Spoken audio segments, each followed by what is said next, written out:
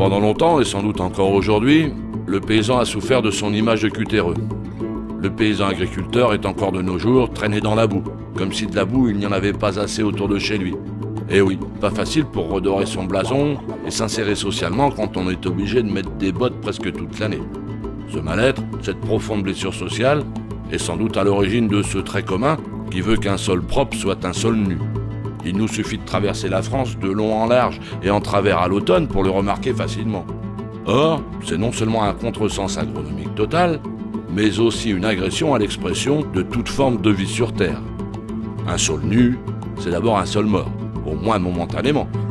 Un sol qui a perdu toute sa force vitale, au moins dans sa couche superficielle, celle-là même où toute la dynamique du vivant prend naissance. En fait, pour tenter de donner une image positive à leurs activités et affirmer une identité sociale digne, l'agriculteur, le maraîcher et le jardinier du dimanche n'ont rien trouvé de mieux que de labourer, motobiner ou désherber chimiquement toutes les terres de France et de Navarre, ignorant que, du même coup, ils étaient en train de stériliser leur sol et détruire leur outil de travail, tout simplement parce que ça fait propre.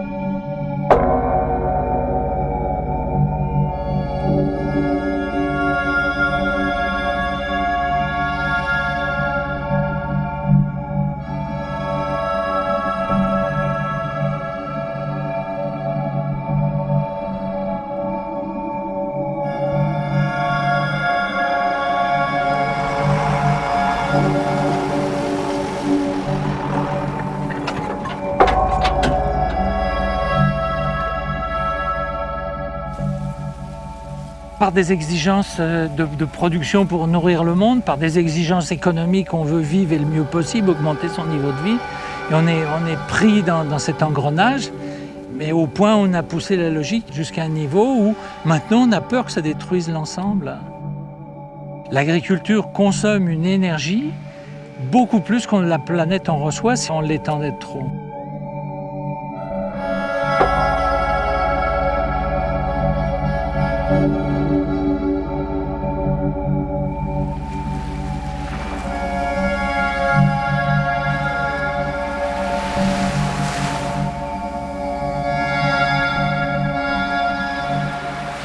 L'histoire de la planète, c'est un sol. On parle bien du sol lunaire. Il ne viendrait pas l'idée aux gens d'appeler ça de la terre, mais pourtant c'est un milieu dans lequel il y a certains types de plantes, comme on les voit ici, des chardons, dans d'autres régions c'est des oyas, qui se développent et qui petit à petit arrivent à fixer. On voit que partout où il y a des touffes d'herbe, mais il y a un monticule qui s'est formé, le sable reste bloqué là, puis il y a une vie qui se développe là. La vie, dans son processus d'évolution, c'est comme si elle-même formait les conditions qui lui permettent de se développer. Elle transforme le milieu dans lequel elle est au point d'arriver à en faire quelque chose de très différent, comme la forêt amazonienne qui repose sur du sable, par exemple.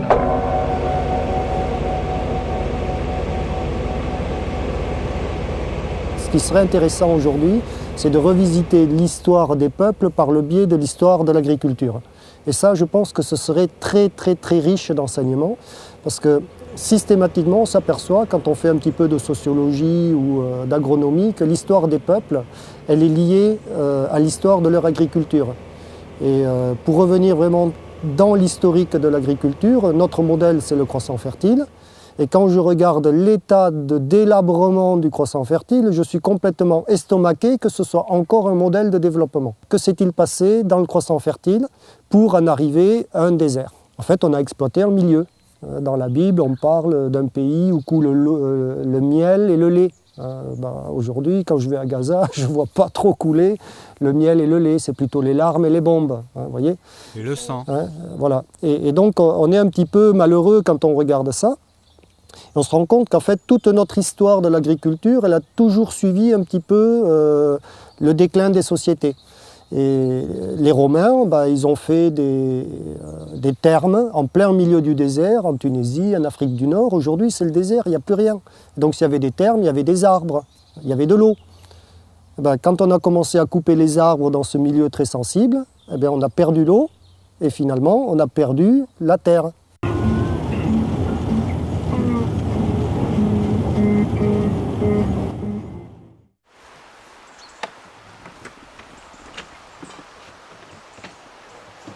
Si j'étais un travailleur du sol, je prendrais une bêche et je ferais ça, patiemment dans l'hiver, avec une manière consciencieuse, pour enfuir toute cette saloperie d'herbe qui m'emmerde. Et donc je prendrais mon sol et je le retournerai comme ça. Voilà. Puis ensuite, je ferai à nouveau ça à côté. Donc, on a inventé une multitude d'outils pour faire ce geste, dont l'outil qui paraît être le plus génial aux yeux de mon enseignant, c'est la charrue. Voilà ce qui se passerait. Donc, d'un sol très structuré, très apte à résister aux intempéries, je mets en surface un sol qui l'est beaucoup moins, et qui est, lui, par voie de conséquence, beaucoup plus facile à se disperser. Donc plus facile à éroder, plus facile à se dégrader. Donc le travail que j'ai fait là, qui s'annonce comme un travail, est en fait qu'un geste de destruction, quoi. Malheureusement, on l'a institutionnalisé, quoi. On a considéré que c'était l'élément qui permettait d'améliorer son sol, quoi. Et depuis la charrue, elle a quand même un paquet d'années maintenant, quoi. Ça fait un moment qu'on la bourre en long et en travers dans tous les coins du monde, quoi.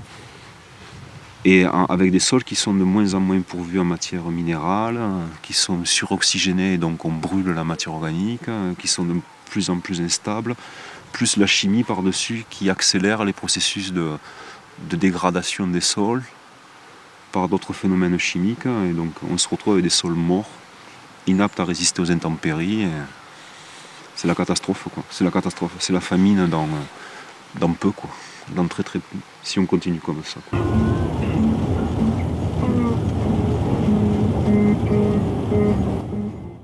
Toute la vie de l'humanité tient à cette faible couche de terre arable, on dit, qui peut aller de 5 à 30, 50 cm. Ici, donc le sol qui est fait de deux choses, ce qu'on appelle le CAH, complexe argilo-humique. D'une part, il est fait de l'effritement de la roche-mère. Donc vous avez le rocher, le caillou, le gravier, le sable, le limon, l'argile. On pourra voir toutes ces séquences. Et puis dessus, ce minéral qui lui-même est donc décomposé par le gel, par les conditions atmosphériques, va se décomposer les restes de la vie. Ça peut être des coquillages, ça peut être des excréments d'animaux ou des débris végétaux. Et tout ça, ça donne l'humus qui, ensemble avec le minéral, avec le travail des vers de terre, des micro-organismes, donne le sol vivant.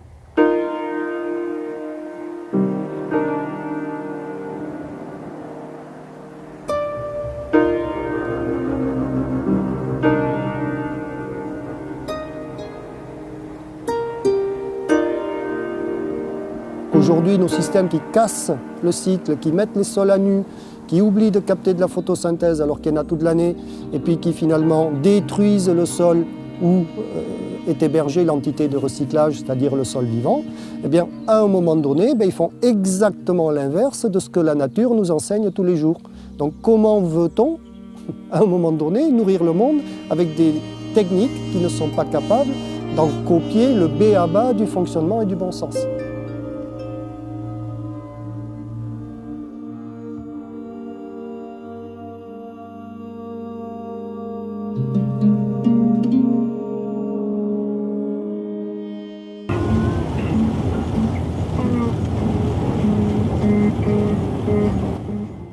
La question que je me pose en voyant cette motte de terre, ce bloc de terre, résultat d'un labour, c'est comment une graine peut germer sur une surface aussi lisse et comment la plante peut s'implanter et se développer facilement. À mon avis, en procédant ainsi, on multiplie les difficultés pour qu'une plante pousse correctement. Au sens propre du terme, c'est du béton. Pour arriver à rendre cette motte de terre semable, il va falloir 2 ou 3 passages de tracteur et on va compacter complètement le sol que l'on va travailler. Quand je dis que c'est du béton, on n'est pas loin. Voilà. Et sur tout le volume est hyper compact. Dessous, on arrive à voir un petit peu d'enracinement des adventices qui étaient au bord du talus. Et voilà, toute la surface est compacte. Donc là, on a le labour de l'an passé, et là, on a le labour de cette année. La motte de terre a retourné, la zone de compactage de l'an passé est restée complètement intacte. 15-18 cm. Le compactage de l'an passé, on l'a remis en dessous cette année, on le revoit ici encore. Donc ça, c'est un travail qui a été fait quand même il y a plus d'1 an, et les stries sont restées comme si on avait un fossile vieux de plusieurs milliards d'années. C'est tout à fait impressionnant.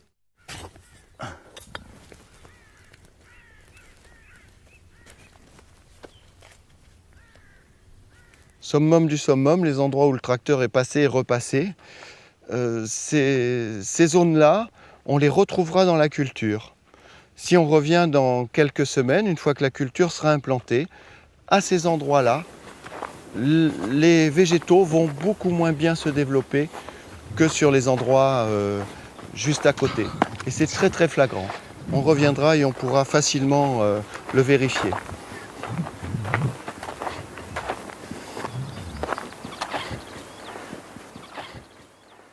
Voilà, sur l'arrêt du tracteur, à côté du passage du tracteur. Selon la formule consacrée, il n'y a pas photo.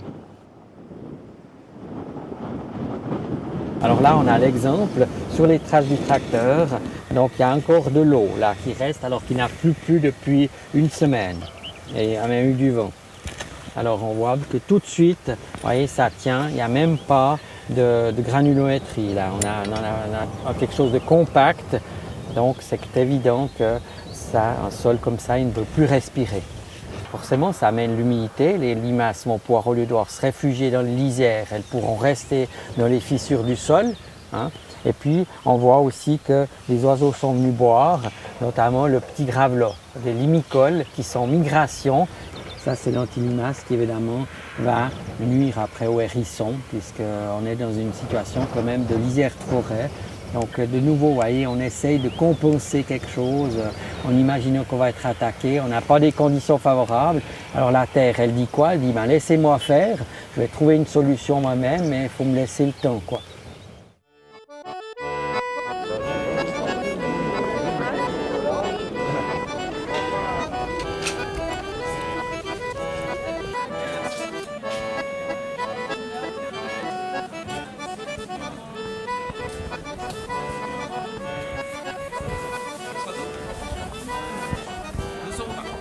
J'ai une petite question, madame, sur les légumes. Je vous en prie, monsieur. Voilà.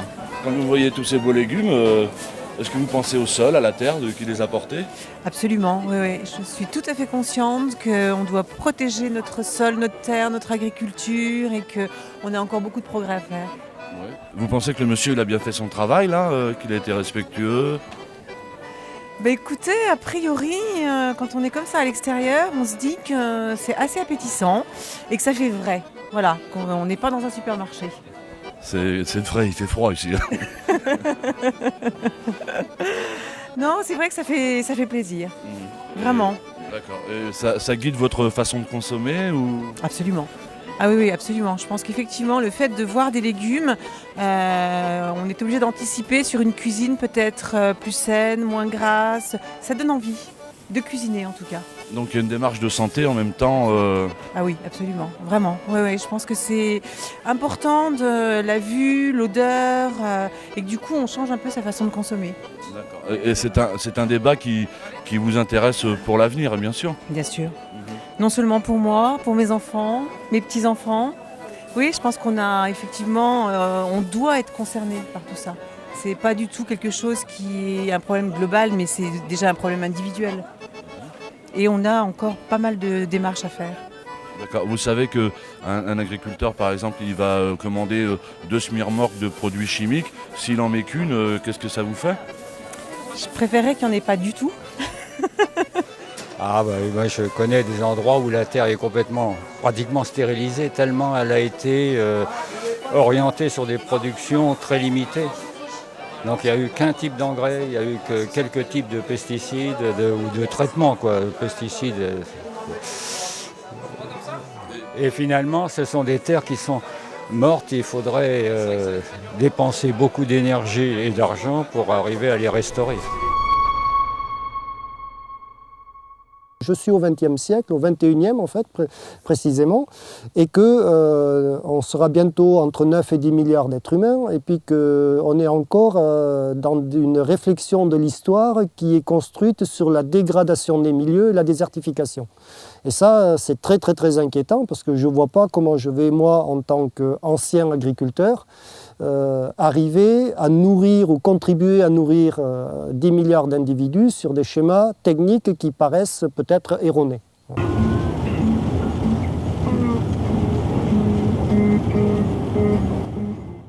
L'agriculture actuelle est confrontée à un triple défi, nourrir plus de monde avec moins d'énergie fossile sans polluer. On ne voit pas très bien comment on pourra résoudre ce triple défi. Enfin, ça paraît vraiment difficile à relever. On nous propose actuellement ce que j'appellerais la voie moderniste, c'est-à-dire les logiciels d'aide à la décision, le guidage par satellite, le télégonflage, l'agriculture de précision d'une façon générale. Ce sont des choses intéressantes, il ne faut pas les rejeter, mais on peut légitimement douter de la capacité de cette agriculture moderniste à résoudre les problèmes qu'elle a elle-même en partie posés. On est en train de faire une analyse de terre pour voir quelle est la santé du sol. Donc on a été attiré par ce terrain depuis loin en voyant ces touffes d'herbe sur du terrain nu. Puis en se rapprochant, on découvre donc dans ce périmètre agricole où il y a les céréales, du colza, des prairies, on découvre qu'on est sur un ancien champ de maïs. Et puis on est dans une culture de betterave qui a très mal poussé, on la voit là, des plants qui ont beaucoup de peine. Il a fait en fait très sec longtemps et puis après il est venu la pluie mais le froid. Donc cette betterave a stagné et du coup ça a permis à la végétation adventice de se développer beaucoup plus intensément. Alors on a surtout du raigrasse, donc ces graminées à feuilles luisantes. Alors si on fait un petit échantillon, on découvre qu'il y a beaucoup de vers de terre. Voilà, ici on a des vers de terre. J'en ai un ici par exemple. Donc il y a quand même pas mal de vie. On voit que, encore une fois, les végétaux ont préparé, on essayé de lutter contre cet encroûtement du sol qu'on voit là. On voit cette croûte qui s'est formée, donc le côté sec, et puis on voit quand même qu'il y a beaucoup de trous. Donc les vers de terre essayent de ramener la granulométrie. On a aussi du vulpin, on appelle ça aussi queue de renard. Vous voyez, l'exubérance par rapport à la plante cultivée qu'elle a. Hein. Donc on voit qu'elle a presque 10 fois la taille. Évidemment, ce n'est pas le but de produire des herbages. Et là aussi, on voit le grand chevelu de racines. Donc là, ça sera très difficile de récupérer la culture. Si on met un herbicide trop puissant, on risque de détruire aussi la propre culture. Ça, si on le dépose dans un verre ou dans de l'eau, on va voir que ça va garder sa structure pendant un moment. Alors que si on prend un sol qui n'a pas cette structuration, un sol plus minéral, très rapidement il va se sédimenter et il va y avoir en suspension des éléments fins, donc les limons, les argiles qui vont se mettre en suspension. Donc on peut imaginer que quand il y a une pluie très forte sur un sol à nu, ce qui est malheureusement le cas pratiquement partout dans le monde actuellement, l'écorchure du travail de l'homme, quand il y a le splash de la goutte, quand la goutte tombe sur le sol, ces particules fines remontent en surface, elles sont retenues à rien, et selon les lois de la gravité, elles glissent sur les pentes, et après il y a un effet de boule de neige, un effet d'inertie qui fait qu'elle accroche d'autres matières, et c'est comme ça qu'en fait, de nos jours, depuis apparemment 20-30 ans, à la moindre pluie, on a le paysage qui saigne de tous les côtés, et nos rivières qui se remplissent de limons, à la toque, en sachant que pour former une argile qui ne se forme pas en climat tempéré, mais il faut plusieurs milliers, voire millions d'années, et qu'on en perd jusqu'à, d'après les chiffres des pédologues, 40 tonnes par hectare et par an sur sol cultivé en zone tempérée comme nous, et jusqu'à 200 tonnes en zone où la climatologie est beaucoup plus agressive, genre au Maroc, alors que normalement un sol vivant qui est laissé à lui-même, il perd 500 kg de matière. Donc on peut voir le déficit dans lequel on va se retrouver incessamment sous peu. C'est le problème lié à la surexploitation des milieux par une agriculture qui produit le désert. Donc aujourd'hui, on est à la croisée des chemins. Soit on continue, soit on change.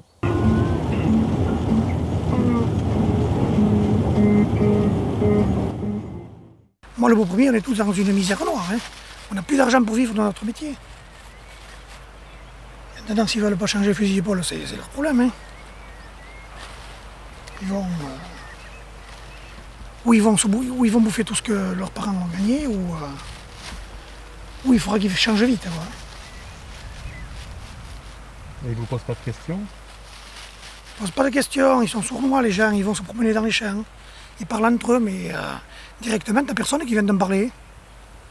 Si, autrefois, ils te disaient, oh, t'as pas réussi, là, ça, ils ont su me le dire pendant plusieurs années, que c'était pas joli, ça ressemblait à rien. Et maintenant, j'entends plus rien. Mais ils discutent entre eux quand même, parce qu'ils veulent savoir pourquoi, quelle variété c'est, pourquoi, comment ça se fait que les maladies ne se développent moins que chez eux. Ils posent des questions, mais entre eux. Le problème, c'est qu'ils sont tellement largués qu'économiquement, ils savent plus où aller, Et plus ça va, et moins ils croient à leurs dirigeants des coopératives. Si, c'est vrai que c'est de toute beauté quand même. Je pense que tu dois faire des envieux quand même. Je te dis, ils sont fous là maintenant. Donc tu vois, d'avoir fait les essais, là on a un champ réussi. D'accord? C'est-à-dire que tu développes sur les parcelles tous les bons protocoles. D'accord? Tout ce qu'il faut faire, finalement. Ça fait des champs de toute beauté. Moi, je suis plutôt agréablement surpris. Donc ici, le triticale, c'est lequel? Ça, c'est celui de Caussade. On va refaire la même chose. Tu ramasses sur 1 mètre dans un rang, là où tu as un rang, tu ramasses 1 mètre d'épi.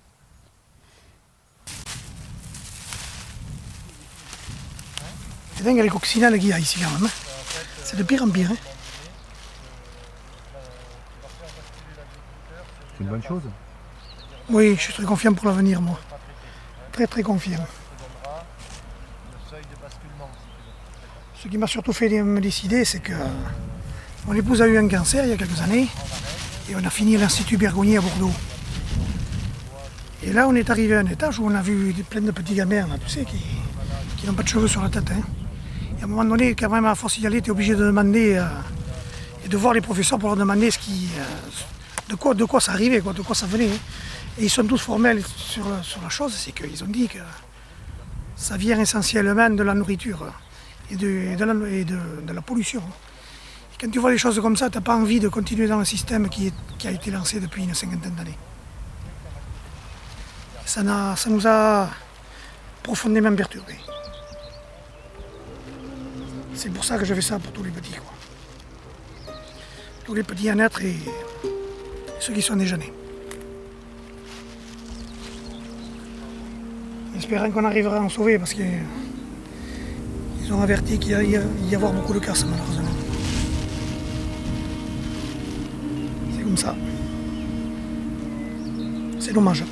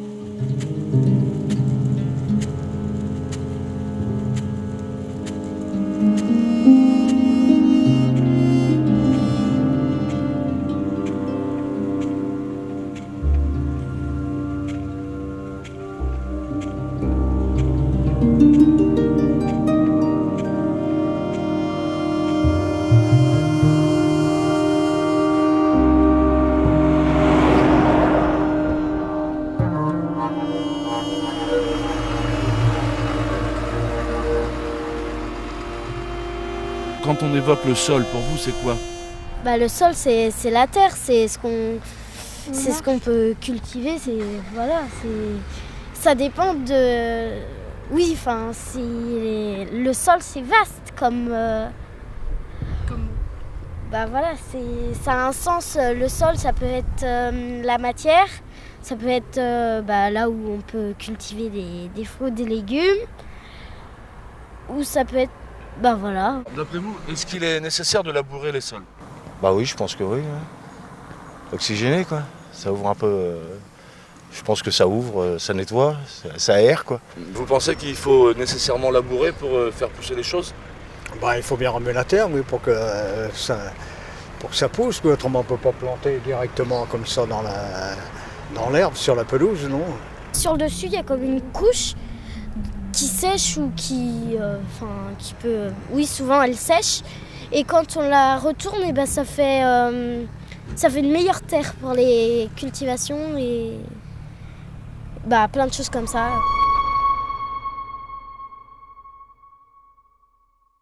Là, on voit bien que les vers de terre sont actifs parce qu'autour de turicules très secs, au centre, il y en a qui sont encore très très humides. Donc c'est l'activité nocturne des vers de terre qui se révèle ici. Et donc là, on a le résultat du travail du ver de terre. Voilà la structure que laissent les vers de terre derrière eux, embrassant tout le sol de la parcelle. Et à côté, le résultat du tracteur. Voilà. Et si j'essaie de le casser, je n'y arrive pas. Tellement c'est dur et compacté. Et là, le travail du ver de terre.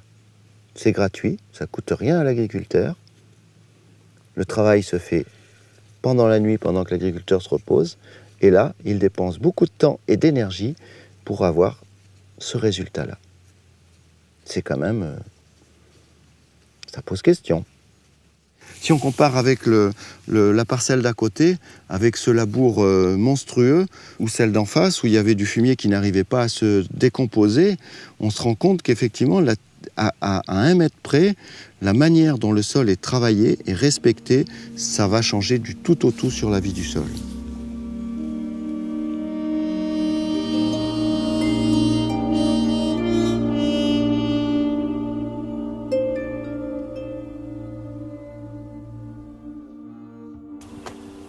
Il faudrait qu'on arrive à réfléchir notre agriculture en se disant que les sols tels qu'on les connaît, ils nous ont été proposés par la forêt, on les a trouvés sous la forêt.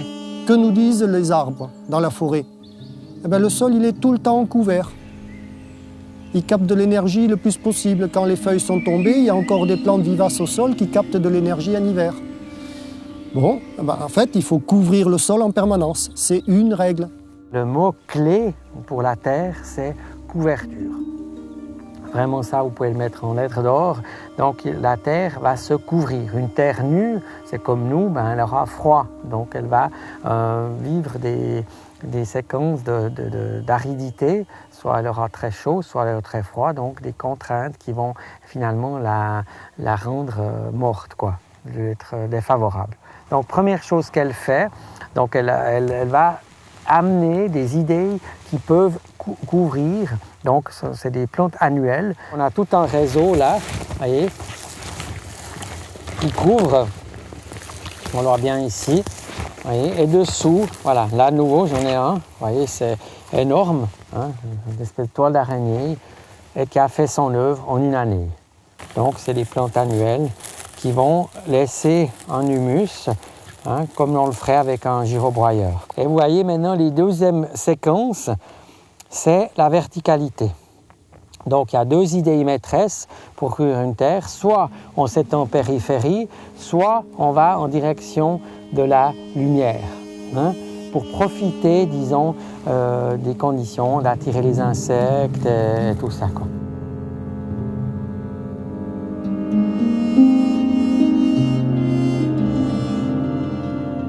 On n'est pas sans savoir que quand on retourne le sol, tous les organismes qui vivaient à la surface se retrouvent donc enterrés, et vice-versa, tous les organismes qui vivaient à 30 ou 40 cm de profondeur se retrouvent à la surface. C'est un peu comme retourner l'habitat de l'homme. Est-ce que cela vous choque? Me choque, non, pas vraiment. Bon, effectivement, c'est un problème, mais que peut-on faire? Est-ce qu'on peut arriver à nourrir les gens sans aucun labour? J'y crois pas trop.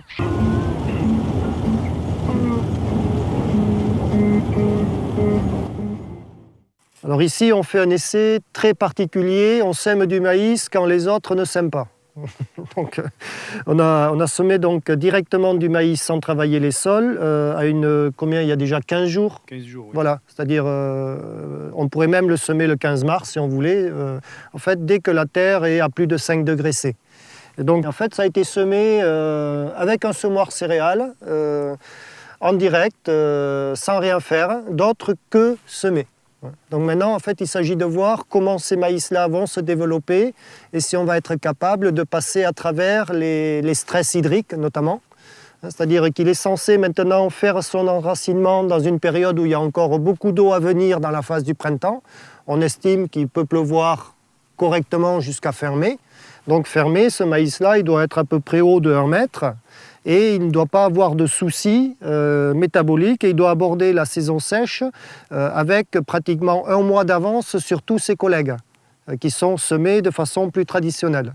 Et donc du coup, il a fait un système racinaire dans un sol où il y a une bonne réserve hydrique compte tenu de sa porosité biologique et de l'autre côté, il a déjà un très gros développement qui lui permet en fait de bien évapotranspirer la totalité de l'eau et d'être en avance par rapport à la phase de stress hydrique où il va manquer d'eau en fait en juin, enfin fin juin, juillet, août, où là, il aura déjà fait sa floraison et donc il devrait être finalement plus apte à résister à la sécheresse.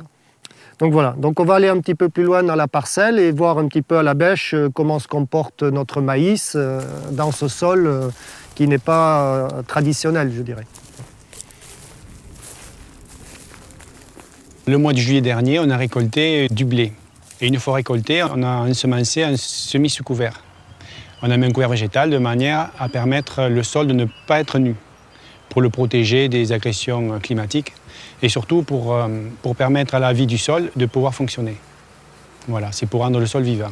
Il y a quelques mois de ça, on a passé un coup de glyphosate pour détruire ce couvert et ensuite on a semé avec l'appareil de semis direct. Le glyphosate, on l'a un peu en secours. Le but, c'est de ne plus l'utiliser et de travailler de manière mécanique, c'est-à-dire avec un rouleau FACA, de manière à détruire le couvert végétal. Dans 2-3 ans de plus, je pense que le glyphosate, on pourra y faire une croix dessus.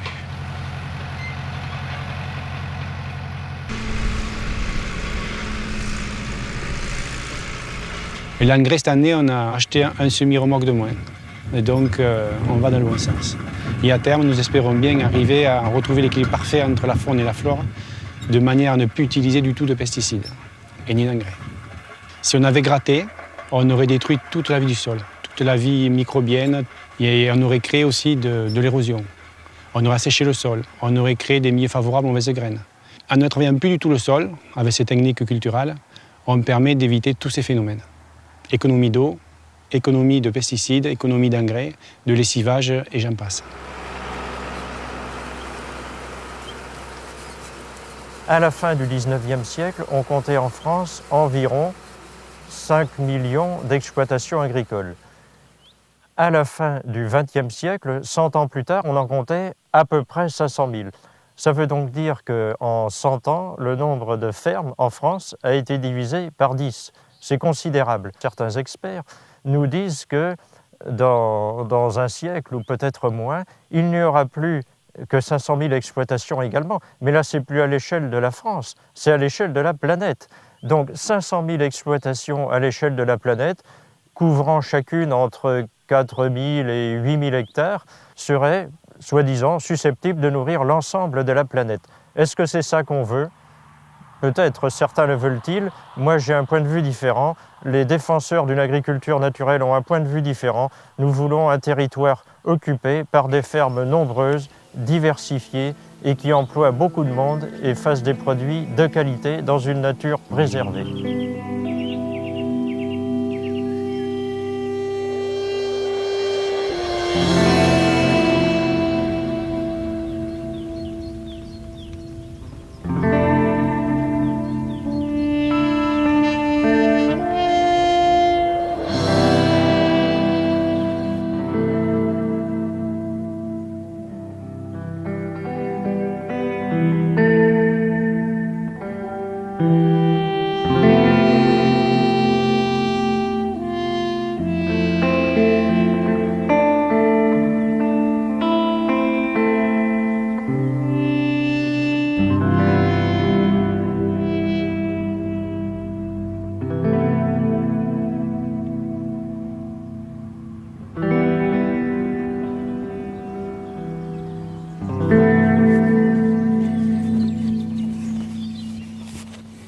Normalement, j'aurais dû pailler à l'automne et planter maintenant. On est début avril.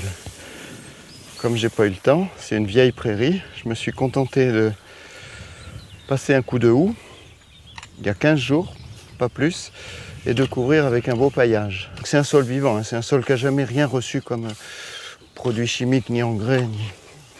Donc là, je suis sûr d'avoir un sol vivant. C'est pour ça que je peux me permettre de faire ce genre de pratique. Je sais que le temps de la culture de la pomme de terre, le sol va digérer tous ces restes de prairies, y compris les racines d'ortie.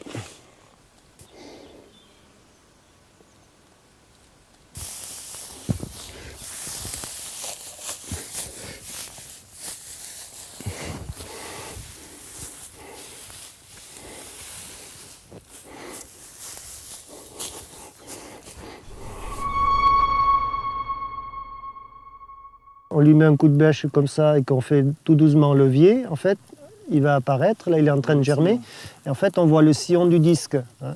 Tu vois le sol là sur le disque, ça peut devenir très sec et une véritable muraille de compaction. D'accord.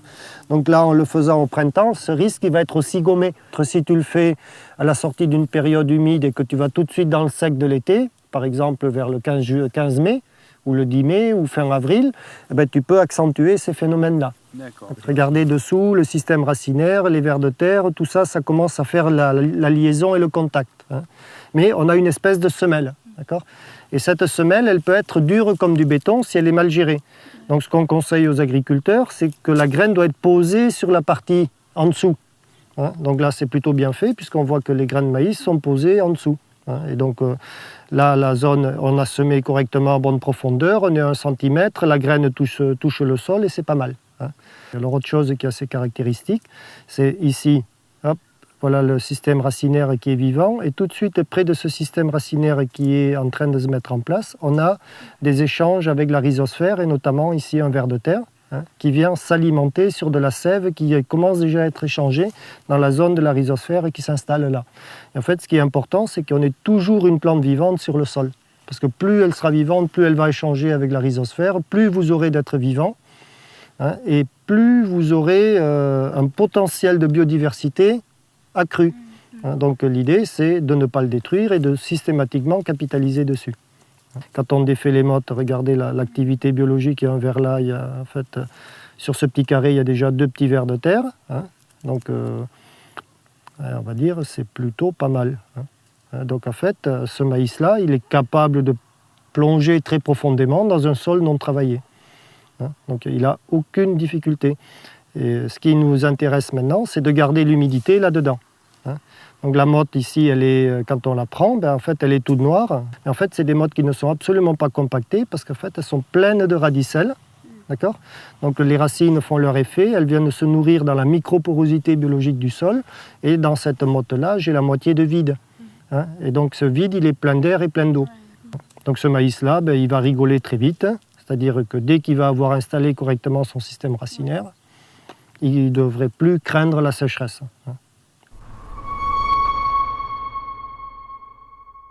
On a encore beaucoup de paramètres à améliorer, notamment dans les doses de semis, la différenciation entre le sable et les limons et la protection phytosanitaire à la sortie pour éviter la maladie et la fusariose. Voilà, mais globalement, c'est plutôt très bon par rapport à ce qu'on était, puisqu'on n'arrivait même pas à récolter il y a 2 ans. Donc de 0, on passe à 50 quintaux, moi ça me va. Globalement, on pense que si on arrivait à faire ça sur toute la ferme, il y a des gros potentiels de production qui arrivent. Ça, c'est plutôt pas mal. Quand on en est là, après des années de difficultés, c'est plutôt très bon. Mais de bien piloter l'azote, ça a l'air important. L'air que l'on respire est constitué de 79% d'azote, en gros, et puis de 19% d'oxygène et de gaz dits rares. Ces 79% d'azote font que sur un hectare de terre, cultivée ou non d'ailleurs, on trouve au moins 75 000 tonnes d'azote. C'est un peu idiot d'aller en acheter chez les fournisseurs. Dans le sol bien structuré, il y a de l'air, cet air contient de l'azote, et ces bactéries qui vivent dans les racines des plantes, dans des petites boules qu'on appelle les nodosités, sont capables de fixer cet azote. Elles en donnent, par le biais de mécanismes particuliers, une partie à la plante qui en échange leur donne de l'énergie. Ces plantes-là font partie, entre autres, de la famille des légumineuses. Et si on observe le terrain ici, on voit que des légumineuses, il y en a. Par exemple, du mélilo. Ce mélilo qui a été cultivé comme engrais vert et dont voici un plant qui a été arraché par les outils de travail du sol. Ce mélilo possède à la surface de ses racines des petites boules qu'on appelle des nodosités. Alors celles-ci sont toutes petites, on ne les voit pas à l'œil nu, mais avec une loupe, on peut les distinguer. Cette racine de mélilo, qui est déjà longue, voici sa longueur, enfin la longueur qui a été extraite du sol, parce que dans le sol elle était certainement beaucoup plus importante, elle a été cassée. Eh bien cette racine porte donc ces fameuses nodosités qui contiennent des bactéries qui fixent l'azote qui se trouve dans l'air du sol. Donc une des pistes évidentes pour une agriculture naturelle et productrice, eh bien, c'est de cultiver des légumineuses. Voilà, ça fait un petit mois qu'on a planté les pommes de terre. La puissance des jeunes pousses fait qu'elles ont traversé le paillage toute seule. À côté, on retrouve les orties. Vous vous souvenez qu'on avait laissé les orties sur place. En jardinage conventionnel, on aurait eu peur, on aurait dit c'est pas possible si on laisse les racines.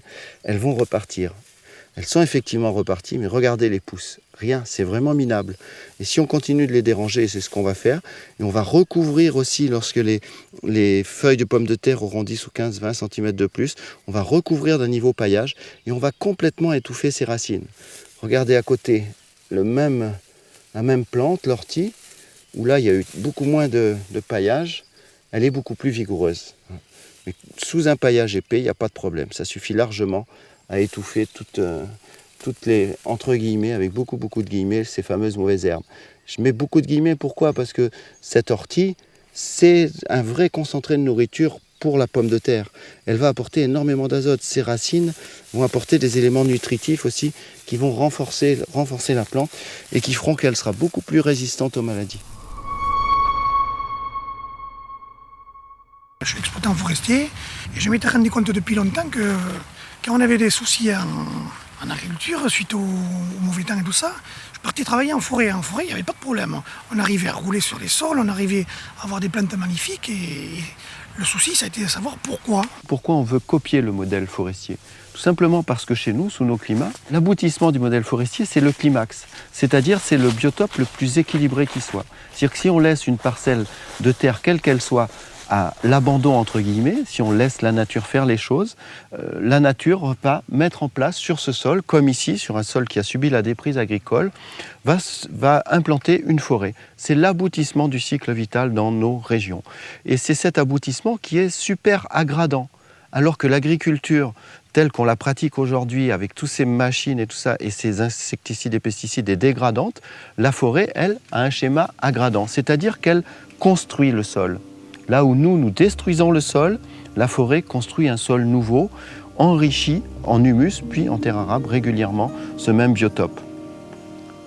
On peut imaginer qu'ici, au début du XXe siècle, les agriculteurs avaient atteint la roche-mère, ils ne produisaient plus rien, d'où l'abandon de cette parcelle.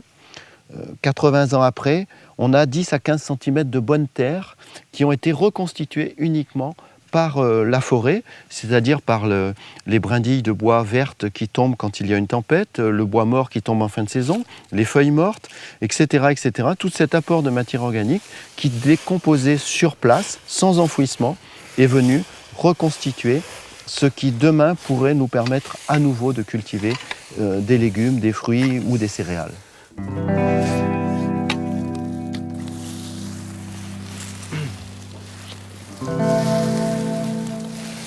Une forêt produit 5, 6, 7 tonnes de matière sèche par hectare et par an.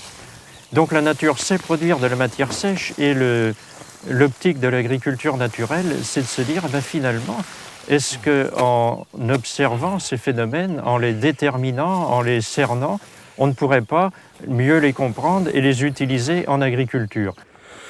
Alors, est-ce que je vais réussir mon coup?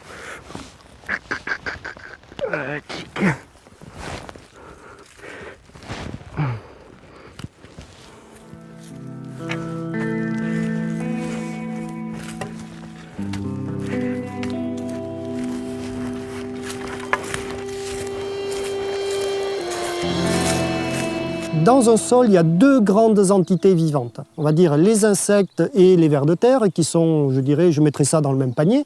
Ce sont des mangeurs de cellulose, des individus qui fragmentent de la cellulose. Et on a une autre très grande entité qui est tout aussi indispensable, qui sont les champignons, qui eux sont des mangeurs de lignine, tout simplement. Et donc, un sol équilibré, c'est un sol qui a en même temps de la lignine et en même temps de la cellulose. Et donc, la lignine pour les champignons, la cellulose pour les insectes et les vers de terre. Qu'est-ce que la lignine? C'est la macromolécule structurelle du végétal. C'est-à-dire, quand on dit par exemple un végétal est ligneux, ça veut dire qu'il a une structure rigide qui lui permet de pousser verticalement. Hein, donc c'est ce qui fait la rigidité du végétal. De l'arbre ou de l'arbuste ou même des tiges de paille, des céréales. Donc c'est une macromolécule complexe mais qui ne contient pas d'azote et qui est très difficile à casser par les organismes vivants, hein, puisque elle est solide, elle est orientée de telle manière dans l'espace que bon, il y a que les champignons qui ont des enzymes qui sont adaptées pour casser cette macromolécule, pour en faire des molécules plus petites et qui sont ensuite qui puissent être ensuite attaquées par d'autres micro-organismes comme les bactéries. Donc à l'origine de la décomposition de tous les déchets végétaux, il y a les champignons. On voit ici un petit départ de mycélium blanc, de champignons. Et tout ça, c'est dû à cette matière organique qui est tombée. Là, il y a plein d'araignées partout, il y a plein d'insectes. Ce bois, dans 2-3 ans, il n'y en aura plus. Les feuilles sont tombées dessus.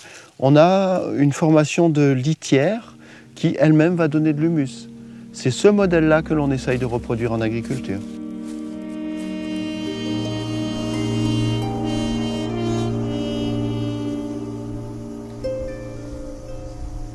D'après les idées proposées par M. Lemieux, l'élément central en forêt de la redynamisation, de la récupération du sol, c'est toutes ces petites branches, ces ramilles qui retournent en quantité importante au sol continuellement dans une forêt.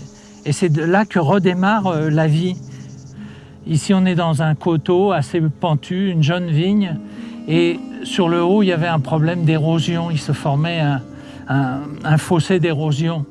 Et un peu par hasard, le propriétaire qui voyait des gens qui faisaient de l'élagage, on a demandé à ce qu'on lui porte les produits de l'élagage dans son trou d'érosion.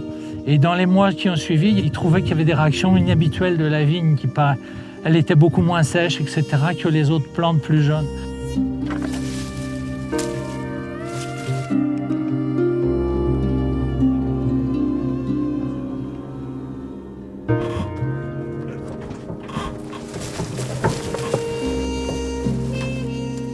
Les BRF, on s'est aperçu que c'était un peu comme l'amorce ou la nourriture, excusez l'image trop facile, mais qui relance la vie dans le sol. Systématiquement, quand on amenait du BRF, on augmentait les rendements, toutes choses égales par ailleurs. C'est-à-dire on gardait les mêmes schémas de culture et de fertilisation. Donc ça voulait dire que cet ajout de matière organique jouait vraiment quelque part. Connaissez-vous le BRF? Non, je ne connais pas le BRF. Donc c'est le bois raméal fragmenté. C'est les rameaux des arbres qui est passé à un broyeur, coupé en petits morceaux pour accélérer sa décomposition. Et sitôt qu'il est broyé, on le dépose en surface sur le sol à raison de 2-3 cm pour la première application, pour booster les sols. D'accord, je connais donc le procédé. La première fois que j'avais vu ceci, c'était en Hollande. J'ai vu et je trouvais ça extraordinaire. Nous, on brûlait, et moi en Hollande, quand je les ai vus avec leurs machines à broyer et tout ceci retournait autour, j'ai trouvé ça extraordinaire. Quand on regarde sur leur polder, il y a beaucoup d'endroits où c'est uniquement du compost qui est fait comme ça, qui ramène la culture. Ici, on voit l'action du BRF. Donc il a 1 an ce BRF. Et on voit la qualité du sol, comment il est. Il est a priori gavé de matière organique. Certainement humifère parce qu'elle a vachement évolué. Il faut savoir qu'au départ c'était des morceaux de bois gros comme ça à peu près, et que l'on voit en 1 an et demi, on se retrouve avec que des petits morceaux de bois. Ça veut dire que ça a été vachement attaqué par la vie. Donc le travail sur le BRF nous permet de repositionner le débat autour de la lignine, et que sans doute la nutrition et la fertilité d'un sol ne seraient liées qu'au retour de matière organique potentiellement possible. Et donc ça passe bien par une augmentation des rendements de la photosynthèse, la réintroduction des plantes géantes et de plantes qui produisent des produits ligneux. Donc un mariage avec les arbres, mais sans doute avec les feuilles, puisque la feuille c'est moitié-moitié de cellulose et de lignine. Mais c'est aussi des pailles qui sont riches en lignine, quelque part.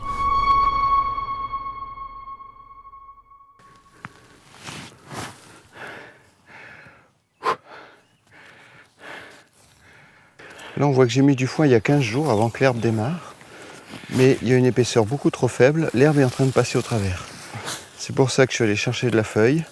Il va vraiment falloir que je mette 15-20 cm partout si je veux pouvoir, au mois de juin, planter les dernières tomates de la saison. Le principe est simple, toute l'herbe qui sort, je la couvre. Voilà, il m'en faut encore autant. Le 21 mars, le terrain était tout identique partout. C'est un terrain très homogène. Partout, il y avait des orties et de l'armoise et des graminées comme on voit ici. On va voir déjà, on est le 5 avril, on va voir déjà en 15 jours quel a été l'effet de ce paillage juste en soulevant. Voilà. Là, on a le double effet. On a un mulch nourricier avec cette herbe verte qui, en se décomposant, va donner du carbone et de l'azote pour les prochaines cultures. Et on a un mulch protecteur. On a là la combinaison des 2 types de couverture du sol qui sont essentiels et indispensables pour produire sans travail du sol. Et on a commencé à observer des choses bizarres dans les sols. Plus on amenait finalement du carbone, moins on avait d'adventices. Alors ça aussi, ça nous a un petit peu perturbé au début. On dit les sols sont plutôt propres. Tiens, et pourquoi il n'y a plus d'adventices? Eh bien en fait, tout simplement, les adventices qui ont disparu très rapidement, c'était les nitrophiles. C'est-à-dire les plantes comme les kénopodes, les amarantes, etc., qui sont des plantes qui poussent très vite après un travail du sol, pour réorganiser l'excès de nitrates qui vont être produits par la destruction de la matière organique, par son oxydation, par le travail du sol. Et donc, fatalement, quand je travaille le sol, je fais une telle grosse erreur, une telle grande bêtise, que finalement, le premier système que la nature a pour corriger mon erreur, c'est de faire pousser une mauvaise herbe. En fait, ce n'est pas une mauvaise herbe, c'est une plante qui est très adaptée au dossier, qui est une plante qui va tout de suite organiser l'azote libre en excès dans la solution du sol. Et donc, fatalement, on s'est rendu compte que dès qu'on arrêtait de travailler les sols et qu'on amenait beaucoup de carbone, eh bien, on n'avait plus toutes ces mauvaises herbes nitrophiles qui étaient présentes, puisqu'elles n'avaient plus rien à faire. Donc, elles ne poussaient plus. Et du coup, on avait désherbé grâce à un pilotage différent de nos systèmes agricoles. Alors on a continué un petit peu à observer tout ça, et tout d'un coup, la totalité de nos stratégies de désherbage vole en éclats. Mais je ne vous dis pas, c'est un véritable tremblement dans le petit cercle d'agriculteurs initiés qui ont commencé à s'intéresser à ça. Donc ça veut dire que dans nos terres agricoles, il y a un gros stock de graines en attente. On a coutume de dire au moins 10 000 au mètre carré. 10 000 au mètre carré, une partie est morte. Lorsqu'on enterre les graines en profondeur, une partie meurt, mais il y en a une partie qui reste vivante, facilement les 2/3. Sur ces graines qui sont vivantes, une partie est en dormance dite physiologique. Ce sont des graines dont l'horloge interne commande de lever dans 6 mois, dans 6 ans ou quelquefois dans 6 siècles. Chaque graine a son horloge interne particulière. Et puis d'autres sont en dormance imposée. Leur horloge interne les a réveillées, mais comme elles sont enterrées assez profondément et à l'abri de la lumière, et puis avec relativement peu d'oxygène et beaucoup de gaz carbonique, donc elles attendent dans le sol. Elles attendent des jours meilleurs pour germer. Et ces jours meilleurs, c'est quand l'agriculteur passe avec son outil, comme avec celui-là par exemple, il se passe quoi? Il se passe que la graine remonte vers la surface, et puis elle germe, et donc elle pousse dans la culture. Donc ça veut dire que j'ai intérêt à réduire ce stock de graines en dormance imposée. Pour le réduire, j'utilise un outil qui, avec des dents, me remonte la graine vers la surface et la met en état de germination. C'est ce que j'appelle le déstockage, que très souvent on appelle à tort faux semis. De ce côté-ci, c'est des vignes, on le voit d'après l'état du sol, très lisse, il fait presque béton. Ce sont des vignes qui sont désherbées chimiquement. C'est le travail du vigneron, c'est déjà de la guerre à l'herbe le plus possible pour la compétition sur la vigne. C'est un problème difficile en bio parce qu'il y a le même raisonnement de ne pas avoir d'herbe. Mais là, comme on n'a pas les produits pour contrôler l'herbe, c'est contrôle mécanique, plusieurs passages dans l'année. Dans des conditions comme ça, c'est assez difficile. Il y a certaines herbes qui sont certainement favorables à la production associée à la vigne, par les produits qu'ils libèrent, par la biodiversité qui s'installe sur ces herbes-là. Ils peuvent être le refuge à des prédateurs, ils peuvent avoir des influences dans le sol qui sont bénéfiques à la vigne. Mais ça, c'est un domaine purement hypothétique actuellement. C'est très raisonnable de le penser, maintenant il faut aller le démontrer et après, à partir de là, élaborer des pratiques et des comportements. Les mauvaises herbes, ça n'existe pas. Il y a des plantes qui poussent, qui vivent leur vie et point final. On parle d'herbes mauvaises, nous, en agriculture, parce que on cultive et que ces plantes nous gênent. Donc on dit qu'elles sont mauvaises parce qu'elles nous gênent. On parle quelquefois d'adventice. C'est mieux, c'est déjà moins négatif. Mais c'est pas bon non plus, parce que l'adventice, ça vient d'un terme latin qui est advenire. Advenire, ça veut dire qui vient de l'extérieur vers l'intérieur. Qui, dans un champ, vient de l'extérieur vers l'intérieur? C'est la culture. Les cultures en général viennent, pour le blé par exemple, sans doute du Moyen-Orient.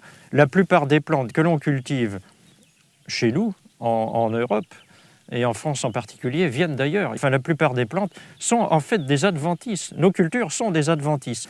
La plante qui nous gêne, en fait, c'est la flore spontanée. C'est le seul terme scientifique exact, il faut parler de flore spontanée.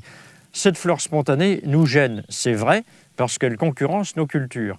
Donc il faut trouver autre chose encore. Et l'autre chose qu'il faut trouver, c'est une cohabitation harmonieuse entre la flore spontanée et la culture. Je donne à la flore spontanée une place. Et elle me laisse la mienne. C'est de dire, voilà, flore spontanée, tu étais là avant moi. Donc c'est moi l'intrus d'une certaine façon. Peux-tu, s'il te plaît, me donner une place? la nature est sympa. Elle dit oui, en général. Donc elle me laisse une place, mais à condition quand même que je lui laisse la sienne, sinon elle n'est pas d'accord.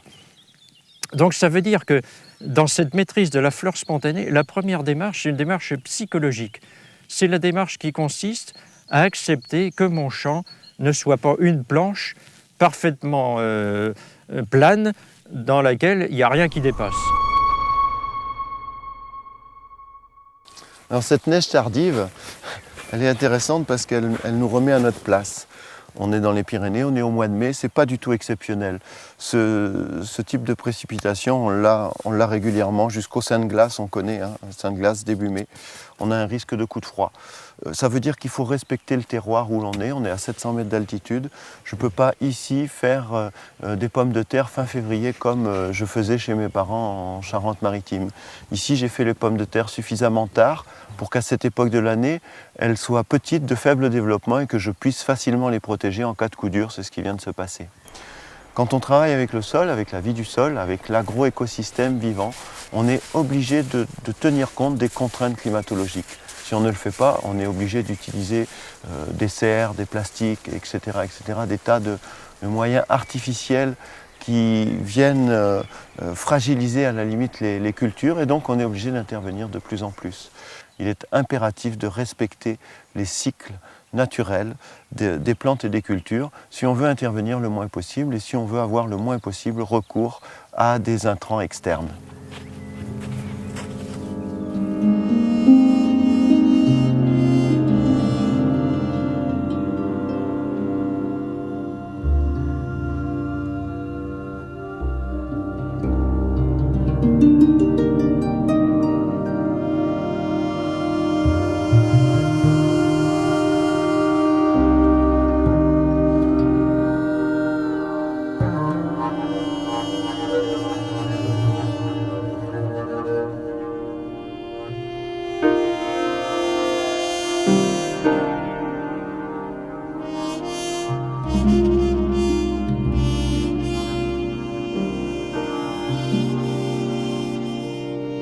Ah, celle-là, elle est finie, hein. Regarde.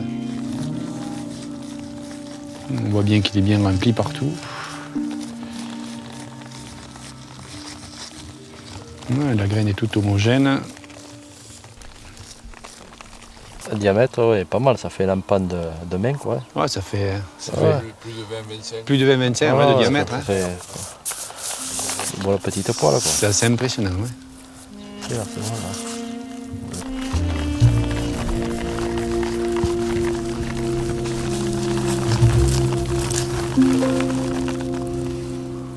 Là, on peut remarquer qu'il y a pas mal de paillage, quoi. C'est comme l'année dernière, plus les résidus du couvert qui est resté au sol, quoi. Et dessous, bon, ça garde la fraîcheur, bien sûr. Voilà. On voit encore les radicelles, terre poreuse. On a du beurre, quoi.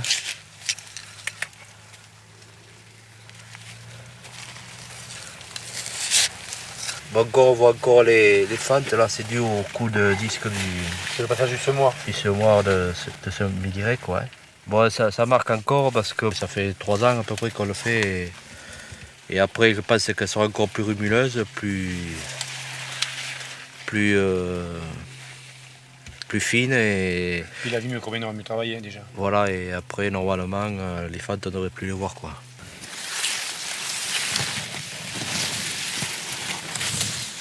Vu les hauteurs... 2,50 m. Près de 3, oui. 2,80 m, même certains 3 là-bas. Ouais. Ah non, il est assez. Une fois qu'on rentre un peu à l'intérieur, on ne se voit plus. Et puis on n'a pas du tout irrigué. C'est ça le... Pas du tout d'irrigation. On voit que la structure est rumuleuse, quoi. C'est assez frais, quoi. Pas d'irrigation du tout. Rien. Et nos voisins, ils sont à 2 tours actuellement. Ils ont dû faire 2 passages.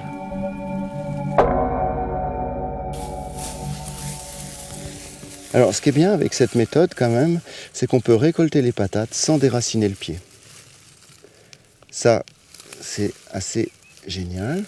On récolte les grosses patates. Et là, vous voyez, il y en a une toute petite, là. Si jamais le pied n'est pas dérangé, les fanes sont encore vertes, qu'il n'y a pas de maladie, et a priori, il n'y a pas de raison qu'il y en ait, mais le pied va continuer de pousser. Et ces petites patates, je viens dans 15 jours, je les aurai de cette taille-là. C'est très très pratique parce que du coup on peut récolter des pommes de terre nouvelles très tôt en saison sans compromettre la récolte finale. Avant, dans les méthodes classiques, quand je récoltais des pommes de terre nouvelles, j'arrachais le pied, je prenais tout ce qu'il y a, j'avais des toutes petites patates et puis c'était fini, la vie du pied était finie. Tandis que là, j'ai 4 belles patates, j'ai déjà 500-600 grammes de pommes de terre et je pourrais faire une récolte ultérieure. Donc lui, je vais l'arracher complètement. Voilà.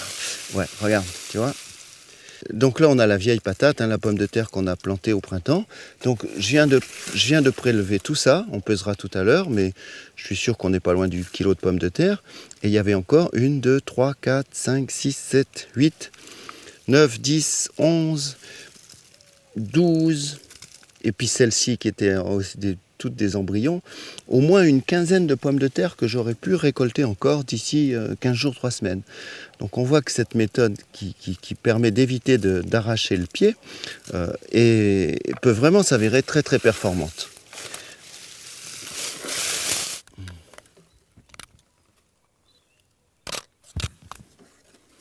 On fait des essais, on apprend tous les jours, et c'est ça qui est quand même passionnant dans cette histoire, c'est qu'on est à la recherche des solutions de demain. On a une compréhension des phénomènes qui, je crois, est de plus en plus complète aujourd'hui, ce que n'avaient pas mon père et mon grand-père. Et aujourd'hui, grâce à cette compréhension des mécanismes naturels et agronomiques, on doit être capable de trouver des solutions différentes selon son lieu. C'est ça qui est aussi passionnant. C'est-à-dire que ce que je fais là ne sera pas forcément applicable partout systématiquement. On pourra reprendre les grands principes et les appliquer, les adapter surtout, les adapter à chaque micro-région, à chaque ferme, à chaque jardin. Et c'est là effectivement où c'est passionnant parce que c'est à chacun de construire son modèle agronomique.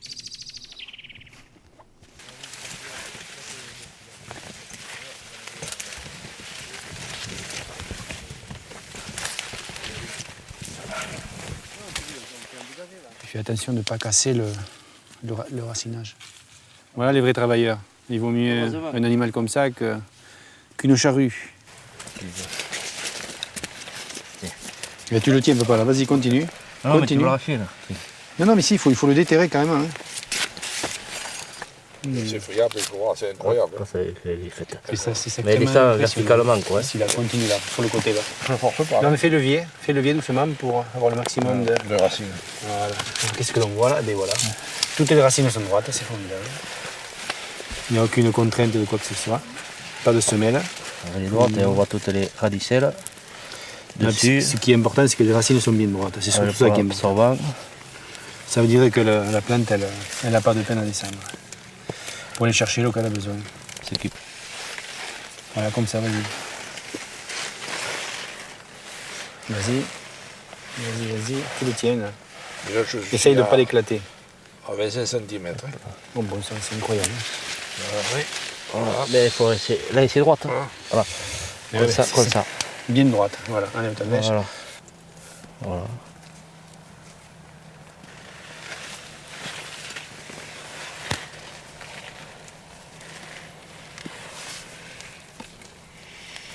Et la terre dessus, vous voyez, elle est noire. Elle noircit. C'est la matière organique qui fait son boulot, quoi. Qui permet de faire ça. Mais vous, Maurice, c'est pas de votre époque? Non, pas du tout. Mais c'est-à-dire que moi, j'ai commencé à labourer très profond. 35 cm en gros. dans les années 60. Et on a labouré jusqu'en 95, quoi, d'ailleurs. Voilà. Et à ce moment-là, on était content de labourer profond, parce qu'il nous semblait qu'en labourant profond, on faisait des réserves d'eau. Et puis c'était à les mœurs à l'époque. Et c'était à les mœurs, et c'est tout le contraire. Oui. C'était le décompactage aussi. On décompactait aussi. Quand on était gamin.